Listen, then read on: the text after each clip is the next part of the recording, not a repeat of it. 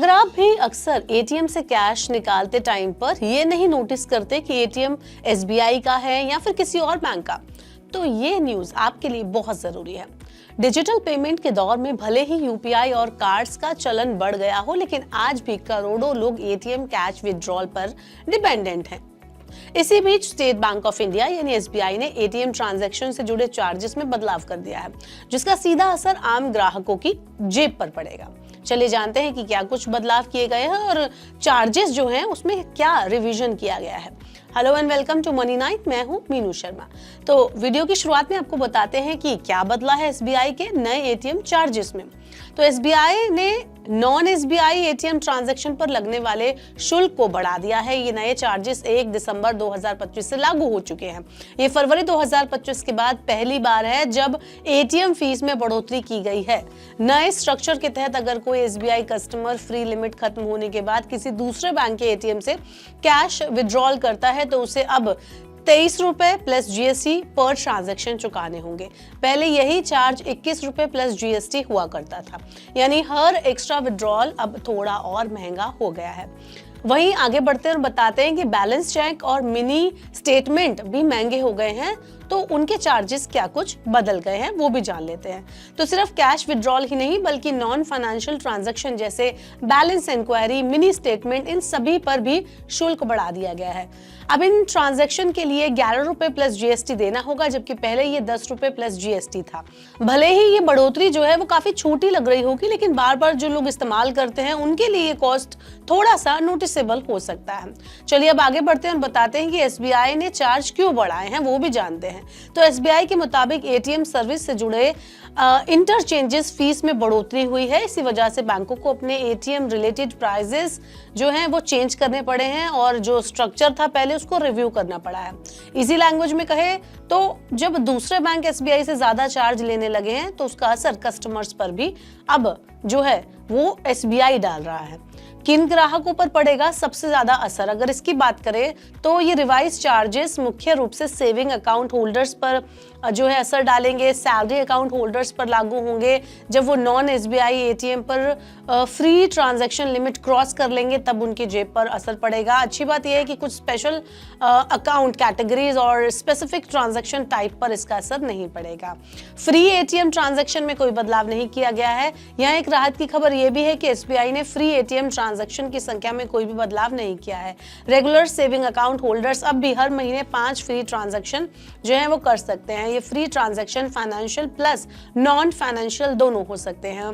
All location यानी कि metro plus non metro में लागू रहेंगे, यानी जब तक आप 5 फ्री ट्रांजैक्शन के अंदर रहते हैं तब तक तो कोई भी आपको एक्स्ट्रा चार्ज देने की जरूरत नहीं है। चार्जेस तभी लगेंगे जब ये लिमिट क्रॉस हो जाएगी। कस्टमर्स को अब क्या करना चाहिए, चलिए वो भी बता देती हूँ। तो इस बदलाव के बाद ग्राहकों के लिए समझदारी यही है कि कोशिश करें कि एसबीआई एटीएम का ही ज्यादा से ज्यादा इस्तेमाल करें। बैलेंस चेक के लिए मोबाइल बैंकिंग, इंटरनेट बैंकिंग का इस्तेमाल करें। नॉन एसबीआई एटीएम से अननेसेसरी जो विड्रॉल्स हैं वो अवॉइड करें। कैश विड्रॉल को प्लान करें ताकि आप फ्री लिमिट के अंदर ही कैश निकाल पाएं। चलिए अब जरा एक नजर डाल लेते हैं कुछ और बैंक्स पर जहां एटीएम विड्रॉल, बैलेंस चेक और बाकी एटीएम से जुड़ी सुविधाओं को इस्तेमाल करने पर चार्जेस है।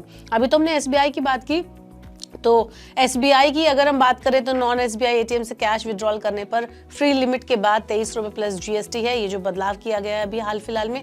बैलेंस चेक और मिनी स्टेटमेंट पर 11 रुपए प्लस जीएसटी, जो कि मैं बता चुकी हूँ। Free limit 5 transaction per month है, फाइनेंशियल प्लस नॉन फाइनेंशियल है। दूसरा बैंक है एचडीएफसी बैंक, यहाँ पर नॉन एचडीएफसी एटीएम से कैश विड्रॉल करने पर 23 रुपए प्लस जीएसटी लगता है। बैलेंस इंक्वायरी अगर आप देखते हैं तो ये अक्सर फ्री होती है, लेकिन कुछ केसेस में यहाँ पर चार्ज लग सकता है। फ्री लिमिट की बात करें तो 3 से 5 ट्रांजैक्शन यहाँ पर फ्री है, लोकेशन पर डिपेंड करता है। तीसरा बैंक है ICICI bank. Non ICICI bank के एटीएम जो है वहां से अगर आप विड्रॉल करते हैं तो 20 से 21 रुपए प्लस जीएसटी चार्जेस है। बैलेंस चेक करने मिनी स्टेटमेंट पर 8.5 रुपए प्लस जीएसटी चार्जेस है। फ्री लिमिट की बात करें तो 5 ट्रांजैक्शन पर मंथ जो है वो फ्री है। आगे बढ़ते हैं, अगला बैंक है axis bank. Non axis ATM cash withdrawal पर 21 से 23 रुपए का चार्ज लगता है प्लस जीएसटी। बैलेंस इंक्वायरी अगर आप देखते हैं तो 10 रुपए प्लस जीएसटी आपको देने होंगे। होंगे। फ्री लिमिट की बात करें तो मेट्रो में 3 ट्रांजैक्शन आपके लिए फ्री हैं, नॉन मेट्रोज में 5।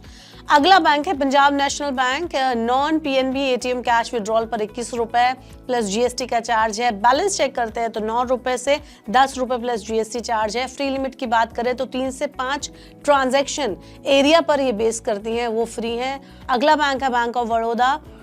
अदर बैंक से एटीएम से अगर आप पैसे निकालते हैं बड़ौदा के अलावा तो 21 रुपए प्लस जीएसटी चार्जेस हैं। बैलेंस इंक्वायरी अगर आप देखना चाहते हैं तो 10 रुपए प्लस जीएसटी चार्जेस हैं। फ्री लिमिट की बात करें तो 5 ट्रांजैक्शन पर मंथ यहाँ पर फ्री है। अगला बैंक है Indian bank. Non Indian bank ATM withdrawal की बात करें तो 21 रुपए प्लस जीएसटी यहाँ पर चार्जेस हैं। बैलेंस चेक करें तो 10 रुपए प्लस जीएसटी यहाँ पर चार्जेस है। और फ्री लिमिट की बात करें तो मेट्रो में 3 ट्रांजैक्शन फ्री है और नॉन मेट्रो सिटीज में 5 ट्रांजैक्शन। तो कुल मिलाकर वापस से हम एसबीआई पर आते हैं। एसबीआई के जो ये बदलाव हुए हैं एटीएम से पैसे निकालने पर और बैलेंस चेक करने पर, उस पर अगर हम वापस से लौटे तो एसबीआई का जो कदम है वो भले ही छोटा लग रहा होगा, लेकिन ये साफ संकेत देता है कि बैंकिंग सर्विसेज धीरे धीरे महंगी हो रही हैं। ऐसे में स्मार्ट बैंकिंग हैबिट अपनाना पहले से ज्यादा जरूरी अब लग रहा है। अगर आप थोड़ी सी प्लानिंग के साथ एटीएम यूसेज करें तो इन बढ़े हुए चार्जेस से आसानी से आप बच जाएंगे, लेकिन अगर ऐसा नहीं करेंगे तो हर एक्स्ट्रा ट्रांजैक्शन आपकी जेब पर 23 रुपए प्लस जीएसटी का छोटा लेकिन लगातार पड़ने वाला बोझ बन सकता है। एसबीआई के जो एटीएम विड्रॉल और एटीएम से मिनी स्टेटमेंट और बैलेंस चेक करने पर जो भी चेंजेस हुए हैं चार्जेस पर, उस पर आपका क्या कुछ कहना है? कमेंट्स बेलो। ऐसे और वीडियोस के लिए देखते रहिए मनी 9 और सब्सक्राइब करें मनी 9 का यूट्यूब चैनल। ग्लोबल संकेतों के दम पर कैसे खुलेंगे हमारे बाजार? क्या कह रही हैं खबरें और ब्रोकरी रिपोर्ट्स? किन शेयरों में बनेगा पैसा? बाजार खुलने के बाद क्या खरीदें? किन शेयरों को करें पोर्टफोलियो से बाहर? कैसा रहा बाजार का दिन भर का कारोबार? कैसे तैयार करें कल के बाजार की स्ट्रैटेजी? इन सब सवालों के जवाब जानिए मेरे साथ ओपनिंग बज और क्लोजिंग बज में इन वक्त पर सिर्फ मनी 9।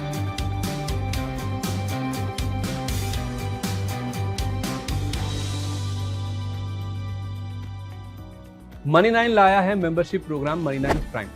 अब आपके दिमाग में कई सारे सवाल होंगे, मसलन आखिर क्या है ये मनी 9 प्राइम? आपके लिए यानी दर्शकों के लिए इसके क्या फायदे हैं?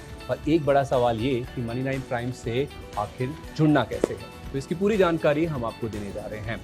मनी 9 प्राइम में 3 प्लान होंगे, इकोनॉमी, स्टैंडर्ड और वीआईपी। तो फटाफट ज्वाइन कीजिए यूट्यूब पर मनी 9 प्राइम। ज्वाइन करने के लिए मनी 9 के यूट्यूब पेज पर जाइए। होम पेज पर मिलेगा ज्वाइन बटन, इसे क्लिक करें, अपनी पसंद का प्लान चुनें और बस हो गया।